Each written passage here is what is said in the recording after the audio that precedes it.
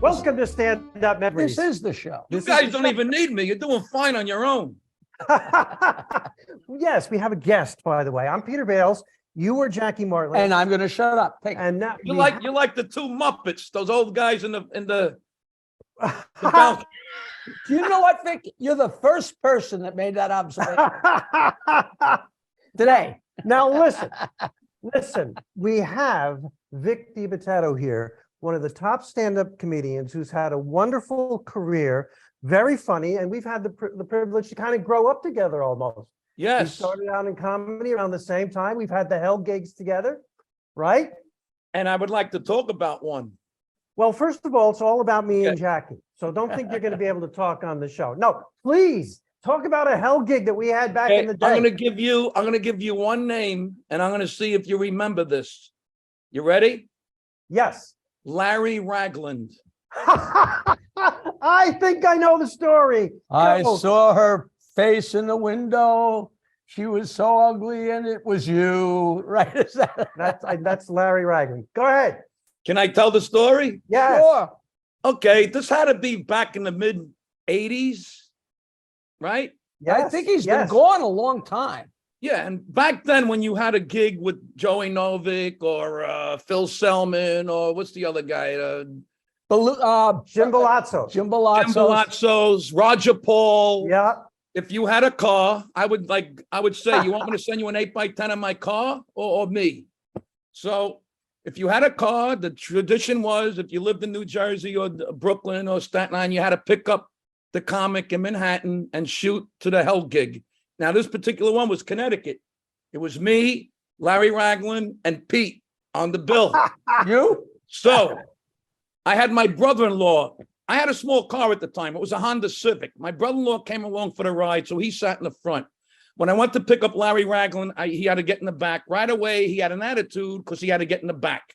He had plenty of room. I told my brother-in-law, move the seat all the way up. Right away, he's fidgeting. He's looking out the window, everything. Every time we put on the radio, he said, can you lower that? He was being a pain in the ass, and I knew this wasn't going to go well. So we get on 95. I'm not sure I ever heard him say anything that wasn't a complaint. There you go. So now you know it's not me when you hear the rest of the story. A little bit, yeah. So we're on 95 North. I whip out a joint. I light the joint. He says, Vic, if you're going to continue to light that joint and smoke it, you can let me out of the car. No problem, Larry. I pulled over on 95 in the middle of there was no exit near about. I said, get out, because I'm going to smoke the joint. He got out of the car. I pulled away and I looked in the rearview mirror. I see him getting smaller and smaller. I get to the gig.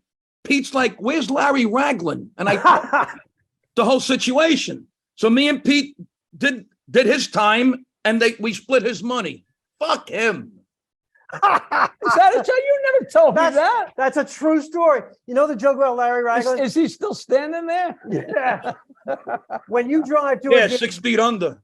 when you drive to a gig with Larry Ragland, he's going to get in the car and he's going to say one sentence the entire night. Does this place have food? And that's it. It's a shame. Because on stage, he was great on stage. It's a shame. He was a terrific impressionist. Ed Sullivan, Johnny Mathis. That's some of the impressions he did. You once told me a story about how your family had a garbage territory. And there was a movie in your family's territory. And Vic, remember the sentence you said to me really intensely. You said, when you see that movie and you see that garbage, remember, that's my God. Yep. That's my God. You got to fill in the blanks there. And I know the movie. It was Moscow on the Hudson with Robin Williams. It was on 14th Street. And that was my garbage in the scene. Very territorial, right? Yeah. Oh, I'm glad you used that word, because that's what it was. It was for the, private sanitation and, how to work with, with these guys. That's how do you think I got into Dangerfields? I told Tony Babakwa, if I pick up your garbage, can you give me stage time? That's how I got into Dangerfields, by picking up his garbage. Oh, I have heard them all, and that is a new one. I'll get you a date with my sister. I'll get your kid into college. But I'll pick up your garbage is a beauty. As I'm pulling away after my set, I'm honking the horn. The audience is waving at me through the window. I mean, come on. That's so great. Because my route was Midtown Manhattan. You know that Tony is still alive. Still Yeah, he's alive. like 90 something years old. Like 91. Well, James tried to buy it, but that didn't work out. Yeah, Governors was going to buy it, but it didn't work out. Yeah. So I, with everything that went on at Dangerfields, I still remember the place favorably. Really nice times there. Pete, I got a VHS tape of me, you, and Danny Curtis in the green room in Dangerfield. I got to dig it up. I got to dig it up somewhere. I hope I was behaving okay. Oh, you were great. Here's another name for you. Here's another name. Alan Bursky. Alan Bursky. Wow. He was Wow, weighing that's way he back. was weighing coke on a little scale in the green room. I said, I'm getting the fuck out of here. I don't want to get involved with this shit. He was a psychopath. Those were the days. I remember those days. I have a story that I've told so many times, but you got to hear this. There was when I was fooling around with Rodney and, going back and forth with jokes, he called me up and said, tell me if this is too strong. Tell me if it's too strong.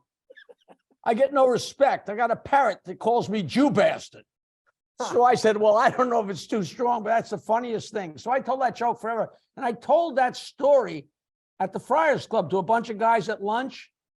And Dick Capri leaned over from the next table and said, it did make it into Rodney's act, because I didn't know if it made it into his act. He said, not only did it make it into his act, but that was his signal joke. So if he was on stage at Dangerfields and he did that joke, if you were in the green room getting a blowjob, that meant pull up your pants because I'm almost done. Because there was a little speaker in the room, Yes.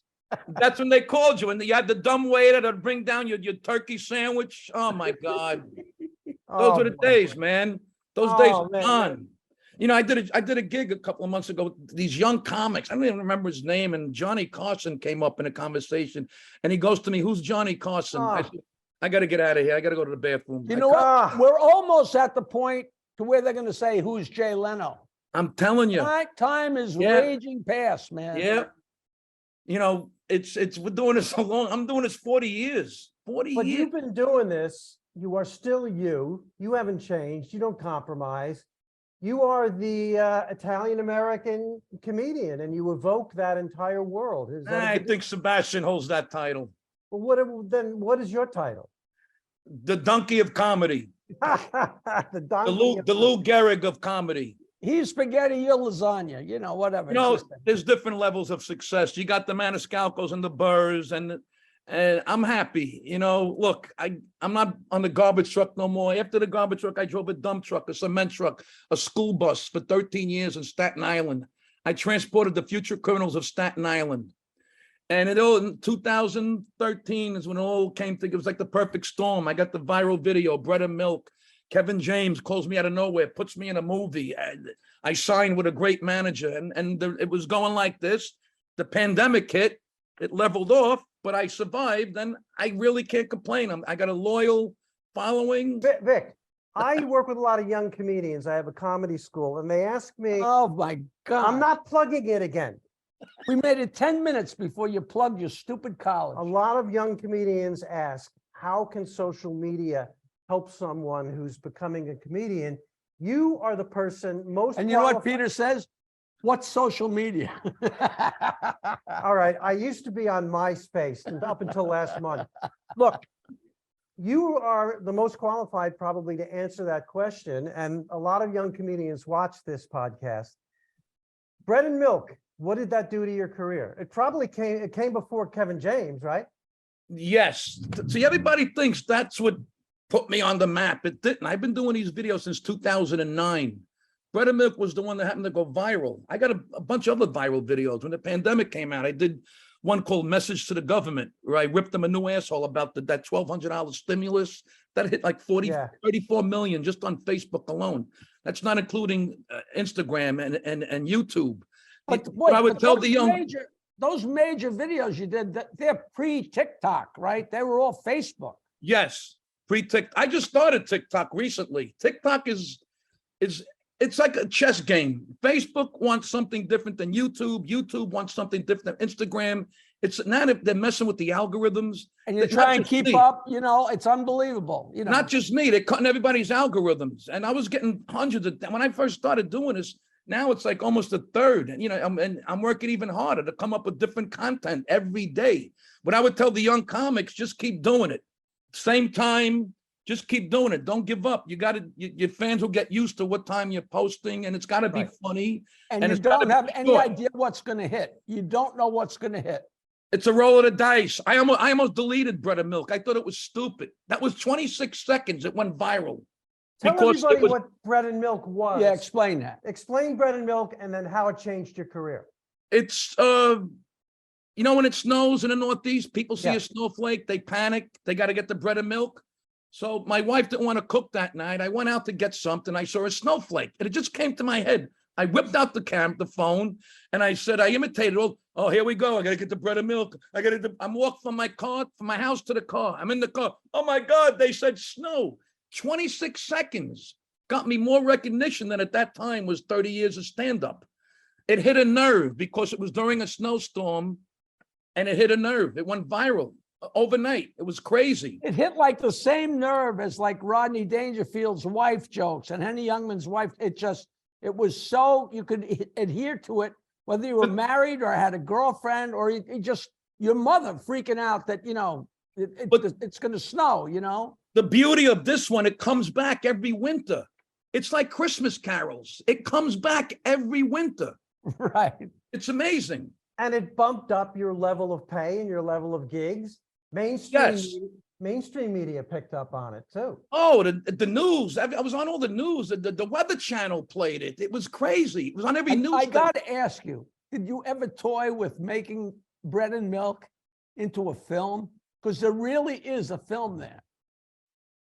No, I never, All right, I'm going to go home and write it, and I'll text you. Go ahead. 26 seconds. Call Russell. Talk to Russell. Talk to I his give up. manager.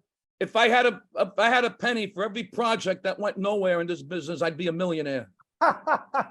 When I first got off the Stern Show, people interview me and say, what are you doing? And I would say, well, now I'm doing independent movies, and I'm going to keep doing independent movies until one of the ones I did gets finished. There you go. But Vic, you are a highly respected comedian. Not by me. Well, by most people. Don't by kid yourself. audiences I and got my the- haters too. Don't kid yourself. We But- all have haters. I know, but you do take a moment to enjoy your success, right? Absolutely. Oh, good. I want to hear Are you that. kidding me? Pete, when my manager sat me and my wife down, because my wife worked on the school bus, she was the matron because we had special ed kids, and you need a matron to watch the kids because I had to drive the bus.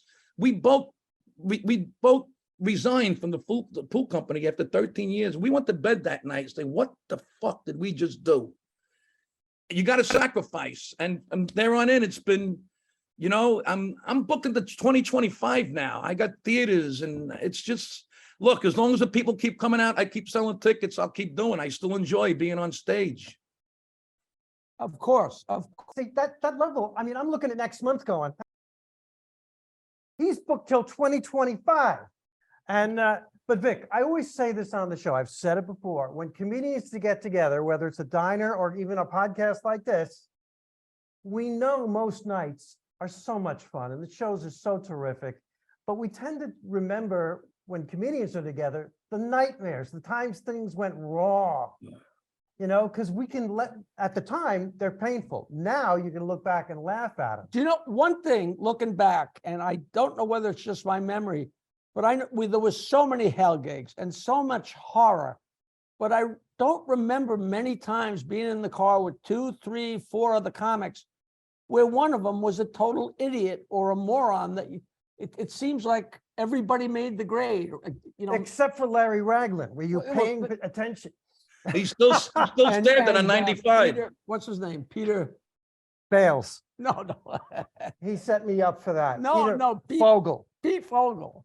Is that true, that story about him on the cruise ship, or is that just? You know what? It is- I repeat it. I don't ever want to know if it's true. It has to be true. It's too good not to be true. great Tell the story. people quickly what happened. Okay, he's on it. Maybe correct me if I'm wrong. It was around that time where that Jewish guy in the wheelchair. Leon Klinghoffer. So he's on stage and he asked the waitress, "Can you get me a Leon Klinghoffer?" And she says, "What is that?" And he says, 2 shots and a splash. The next day, a helicopter comes and takes him off the ship. And This is at the time where it had happened like days before. right. This is a cruise ship, folks, and when they tell you not to do a joke about something that's controversial, they mean it. Well, I did a cruise ship once, never again. I did a joke about the captain.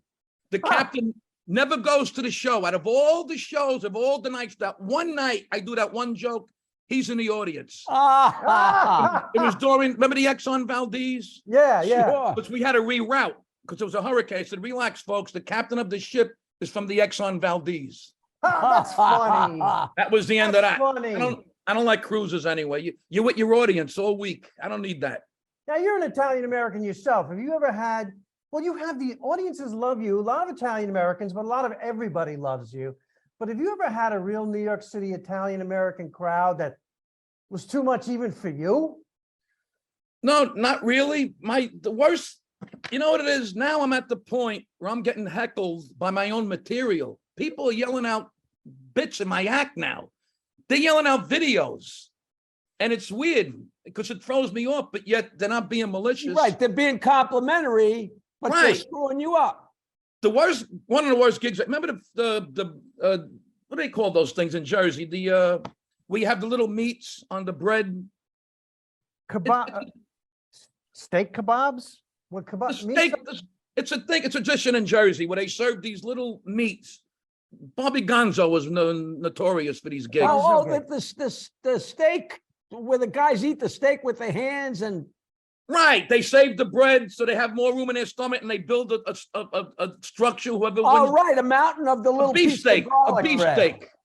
A beefsteak. Gotcha. Anyway, it's 300 drunken firemen. I'm on stage. They're throwing the fucking meat at me and the little bread. So it was like a cartoon. I caught 2 pieces of bread and some meat. I made a sandwich and I was eating it as I did my stand-up. And they won bananas. I had them like this. some of those things you're going in, you're looking at, this will be the worst thing ever. And I wind up selling out all my books and big hugs. Amazing. But when you first go up there, they're staring at you like you're the fire. You Yep. know, like, Here's a story. I'll give you 2 names. Bob Woods and Otto and George. Bob Woods, a terrific Long Island comedian, very heavy, famous for doing Ralph Cramden, the late Bob Woods, we love him, and Otto and George, the legendary ventriloquist who broke all barriers.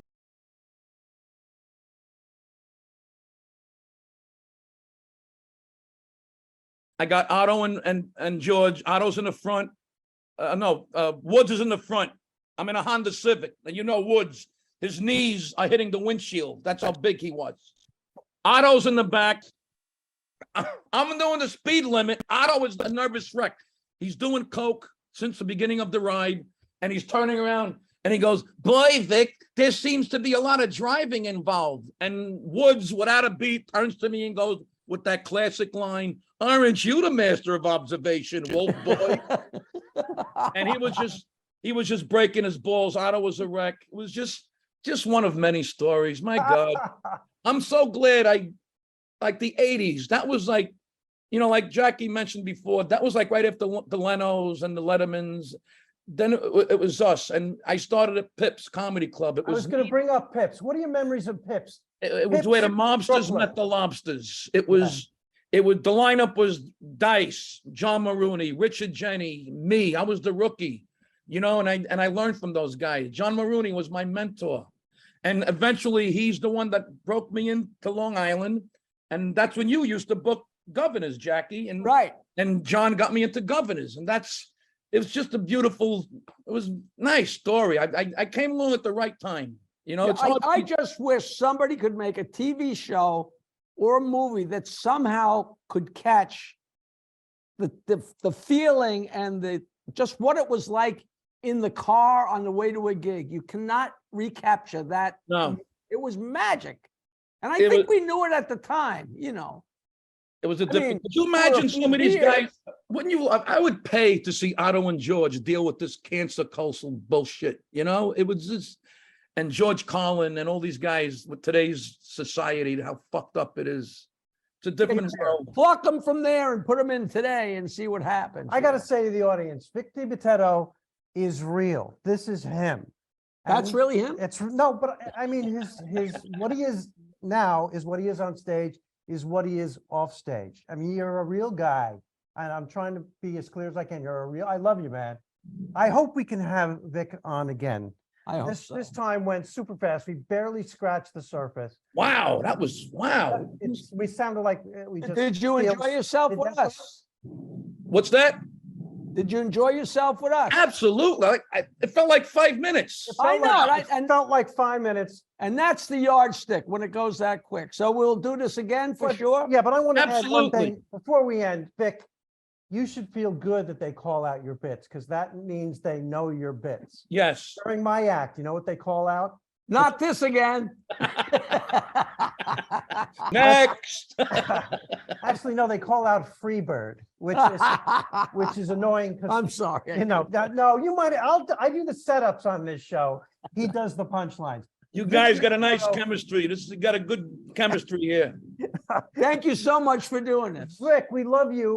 We definitely want to have you back for some old stories. Absolutely. You know, this show, Stand-Up Memories, is exactly what you're sharing with us today. We love it. Vic Dibitetto, thank you for coming on. Thank Thanks you, for the bro. memories. All right.